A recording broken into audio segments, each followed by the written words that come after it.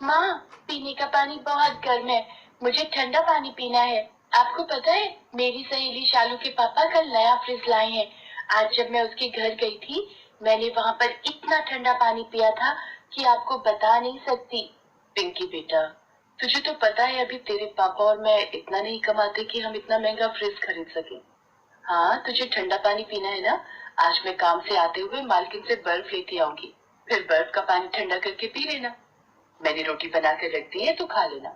माँ, लाइट चली गई, मुझे बहुत गर्मी लग रही है। क्या मैं भी आपके साथ काम पर चलूं?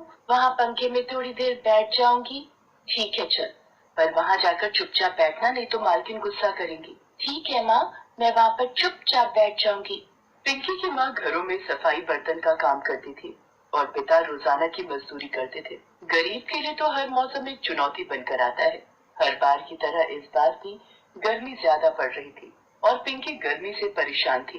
पंखे की थोड़ी हवा मिल जाए इसी उम्मीद से पिंकी आज अपनी माँ के साथ काम पर चली जाती है। अरे शारदा, पिंकी को साथ लाइए। क्या हुआ? मालकिन ये साथ आने की जिद करने लगी तो लाना पड़ा। मैंने इसे मना भी किया पर। अच्छा ठीक है, तू पहले जाकर बर्तन कर ले और पिंकी तू मेरे साथ आ। अब तू आई गई है तो एक काम कर, छत की झाड़ू लगाकर सारे गमले एक तरफ करके रख दे। पर मैं तो पंखे। ओह नो, छत पर कितनी गर्मी है। ओह मॉम, आप छत पर क्या कर रहे हो? प्रिया बेटा, तुम छत पर क्यों आई हो? जाओ एसी चलाकर बैठो और अपनी आइसक्रीम नीचे जाकर खाओ। तुम्हें कितनी बार समझाया है, इन काम वालियों के सामने कोई भी चीज मत खाया करो, नजर लग जाती है। अब जाओ, नहीं तो धूप में पैर चल जाएंगे। मैं पिंकी को काम समझा कर आती हूँ, तब तक एसी चलाकर कमरा ठंडा कर दो। Okay mom. कितनी टेस्टी आइसक्रीम है। अब इसे खाते हुए मैं टीवी पर अपना फेवरेट शो देखूंगी। अरे बाप रे, धूप से तो शरीर मानो जल जाएगा। पिंकी सुन, तू अच्छे से झाड़ू लगाकर ही नीचे आना, मैं जा रही हूँ। धूप में और खड़ा नहीं हुआ जाता। पिंकी की आंखों में आंसू आ जाते हैं। वो बेचारी तो पंखे की हवा खाने आई थी, पर मालकिन ने उसे काम पर लगा दिया। पिंकी तब से धूप और गर्मी में छत पर झाड़ू लगाने लगी। तभी शारदा आ जाती है। पिंकी, ला ला बेटा, झाड़ू मुझे दे, मैं लगा दूंगी, तू छाव में जाकर बैठ जा। माँ, मैं नीचे जाकर पंखे में बैठ जाऊँ? यहाँ बहुत धूप और गर्मी है। ठीक है बेटा, मैं आंगन का पोछा लगाकर पंखा चलाकर आई हूँ, तू थोड़ी देर बैठ जा, तब तक आंगन भी सूख जाएगा। मैं आकर पंखा बंद कर दूंगी। पिंकी नीचे जाकर आंगन में बैठ जाती है। तभी मालकिन फ्रिज में से आम निकालते हुए बोली, पिंकी इधर तो आ जरा। लगता है मालकिन मुझे आम खाने को पूछ रही है, कब से मैंने आम नहीं खाया। जी मालकिन, आपने बुलाया? ये पंखा फालतू का चला रखा है, बंद करो इसे। शारदा, तुमसे कितनी बार कहा है, आजकल गर्मियों में आंगन बिना पंखे के ही सूख जाता है, फालतू में इतनी देर तक पंखा चलता रहता है। पता है बिजली का कितना मोटा बिल आया है हमारा। अब तुम लोगों को तो इस बात से कोई मतलब होता नहीं है, हमें तो सोचना पड़ता है ना। मॉम, मैंगो शेक बनाकर जल्दी आओ, मैंने एसी चला रखा है। रूम बिल्कुल शिमला जैसा ठंडा हो रहा है।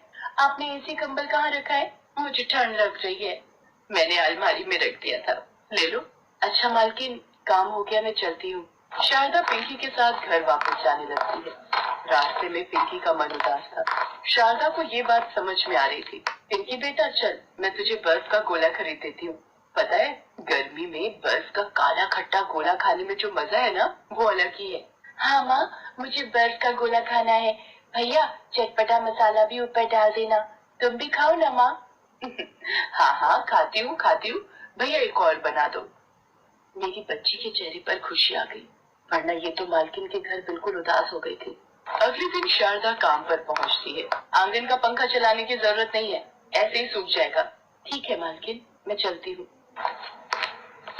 अभी मना न करती तो इसका क्या था, पंखा खुला छोड़कर भाग जाती। अब आराम से कुंडी लगाकर कुछ देर एसी में बैठूंगी। हे राम, मैं मर गई, कोई बचाओ। अरे, ये तो मालकिन के चीखने की आवाज है। माल क्या हुआ मालकिन? हे भगवान, मालकिन तो बेहोश हो गई हैं। अब क्या करूं? मेरे पास तो मालिक का फोन नंबर भी नहीं है। हाँ, रिक्शा बुलाकर इन्हें डॉक्टर के पास ले जाती हूँ। शारदा रिक्शे वाले की मदद से मालकिन को बराबर वाले डॉक्टर के पास ले जाती है। घबराने की कोई बात नहीं है, अचानक गिरने की वजह से ये अपने आप को संभाल नहीं पाई, इसलिए बेहोश हो गई। पता नहीं, अचानक पानी पर पैर फिसला और मैं गिर गई। शारदा, तुम मुझे यहाँ लेकर आई हो, पर तुम तो चली गई थी। नहीं मालकिन, वो मैं सीढ़ियों का पोछा लगाना भूल गई थी, तो वही लगाती हुई सीढ़ियों से नीचे तक जा रही थी। अचानक आपकी आवाज सुनकर मैं ऊपर भाग गई। ये कुछ दवाई मैंने लिख दी है, आप ये ले लेना। शारदा मालकिन को घर ले आती है। गलती मेरी ही थी, मैंने ही तुम्हें पंखा चलाने के लिए मना किया था। मालकिन, ये मैं नींबू चीनी की शिकंजी बनाकर लाई हूँ, आप ये पी लो, इससे आपको आराम मिलेगा। शारदा, तुम भी तो पसीने से भीग रही हो, थोड़ी शिकंजी तुम भी पी लो। कब से मेरे चक्कर में इधर उधर घूम रही हो। मैं इस बेचारी को कितना डांट देती हूँ, पर इसने पल भर भी नहीं लगाया मुझे डॉक्टर के पास ले जाने के लिए। मुझे अपनी गलती को सुधारना होगा। शारदा घर चली जाती है, पर उसकी मालकिन के मन में कुछ और ही चल रहा होता है। अरे सुषमा, तुम ठीक तो हो ना? हाँ, अब मैं ठीक हूँ। वो तो शारदा यही थी, वरना पता नहीं क्या हो जाता। वही मुझे डॉक्टर के पास ले गई थी। गलती मेरी ही थी, मैंने ही उसे आंगन का पंखा चलाने के लिए मना किया था। अच्छा सुनो, मैं सोच रही थी बहुत गर्मी पड़ रही है, क्यों ना हम शारदा को एक दीवार वाला पंखा खरीद कर दे दें। उस बेचारी के पास मेज पर रखने वाला एक छोटा सा ही पंखा है। बहुत गर्मी पड़ रही है, मैंने देखा था उसकी बच्ची बेचारी पंखे की हवा को तरसती है, और वो भी तो पूरा दिन घर के कामों में लगी रहती है। रात भर बेचारी कैसे सोती होगी। हम ना जाने अपने ऊपर कितना खर्च कर लेते हैं, क्यों ना एक गरीब की मदद की जाए। ठीक है सुषमा, शारदा को पंखा देने के साथ साथ तुम्हारी बात को सुनकर मेरे मन में एक विचार और आया है। क्यों ना हम अपनी कॉलोनी की सड़क पर ठंडे पानी की मशीन लगवा लें। राह चलते लोगों को पानी की बहुत प्यास लगती है। रिक्शा वाले, सब्जी, फल और सामान के ठेले वाले, राह पर चलते राहगीर जब गर्मी में तप रहे होते हैं, और गर्मी में सबसे पहली जरूरत ठंडा पानी, जो उन्हें नहीं मिलता। यहाँ से गुजरने वाले लोगों को तो कम से कम पीने का ठंडा पानी मिल ही जाएगा। ये आपने बहुत अच्छा सोचा है। सुषमा शारदा को एक नया पंखा खरीद कर देती है। पिंकी नए पंखे की हवा खाकर बहुत खुश थी। सुषमा का पति राकेश अपनी कॉलोनी के बाहर सड़क के किनारे एक ठंडे पानी की मशीन लगवा देता है। वहाँ से गुजरते हर राहगीर को गर्मियों में ठंडा पानी पीकर राहत मिलती देख सुषमा और राकेश बहुत खुश। मुंबई शहर में मॉनसून आया नहीं कि बारिश का कहर बरसने लगता है। घनश्याम की पत्नी सुमित्रा, दो छोटे बच्चे और बूढ़े माँ बाप मुंबई में एक पुरानी बस्ती में रहते थे। सुमित्रा, ला दे, अम्मा की कौन सी दवाई लानी है? एक तो वैसे ही काम नहीं, ऊपर से दवाइयों का खर्चा नहीं निपटता।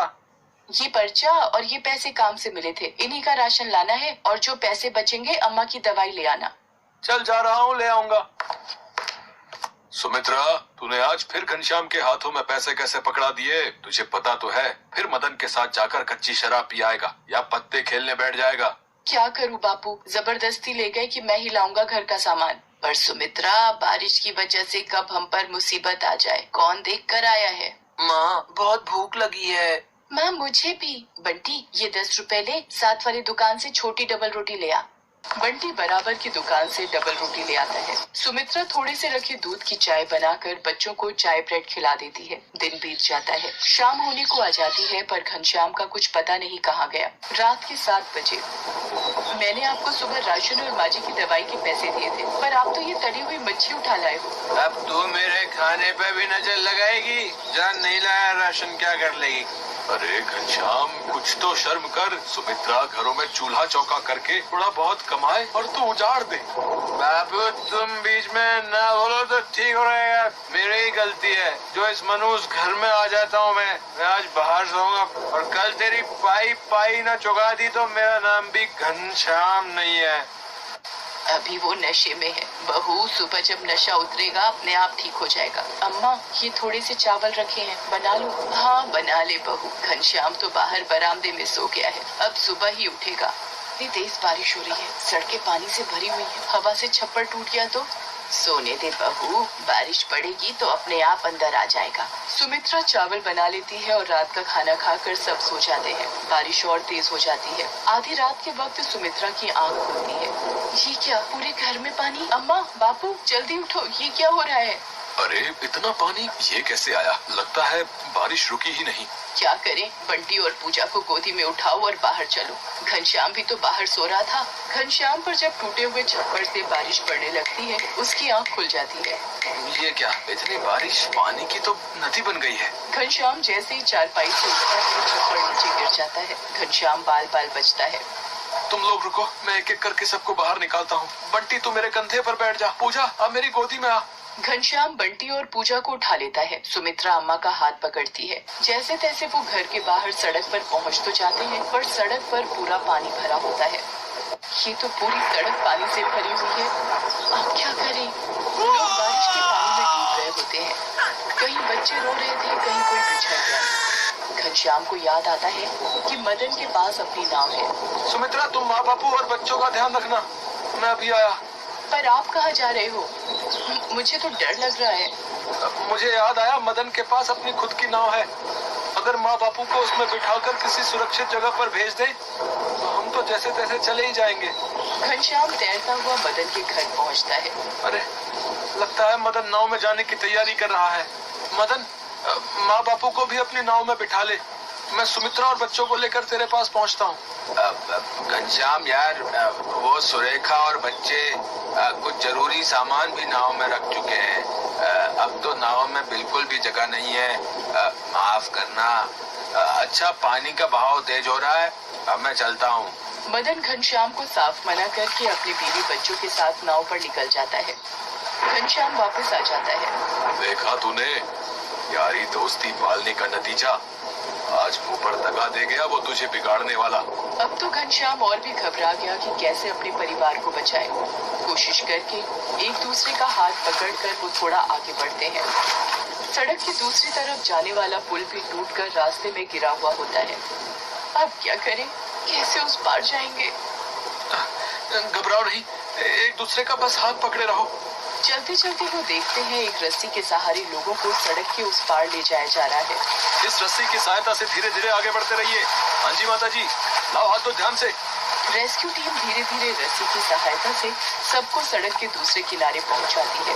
तभी अम्मा, बापू, वो देखो हेलीकॉप्टर। ये सब लोग हमारी मदद करने के लिए ही आए हैं। हेलीकॉप्टर से रेस्क्यू टीम सभी बस्ती वालों को बाहर निकाल रही थी और एक सुरक्षित स्थान पर घनश्याम और उसके परिवार को छोड़ दिया। शुक्र है, ये बचाव कर्मी अगर ना होते तो हमें कौन बचाता। आज भगवान ने भी हमारा साथ दिया है इन सुरक्षा कर्मियों को भेजकर। पर अब हम क्या करेंगे? वो बस्ती तो उजड़ गई। सुमित्रा, आज मुझे भी समझ आ गया है कि कुछ मित्र सिर्फ मतलब के लिए ही साथ रहते हैं। पर अब हम क्या करेंगे? वो बस्ती तो उजड़ गई। हिम्मत मत हार सुमित्रा, हम यहाँ कहीं आसपास की बस्ती में घर ले लेंगे। मैं वादा करता हूँ, शराब और जुए को कभी हाथ नहीं लगाऊंगा। खूब मेहनत करूंगा ताकि तुम सबको भरपेट भोजन मिल सके। कुछ दिन बाद जब बारिश रुक गई तब घनश्याम ने काम ढूंढना शुरू किया और एक बस्ती में किराए पर कमरा भी ले लिया।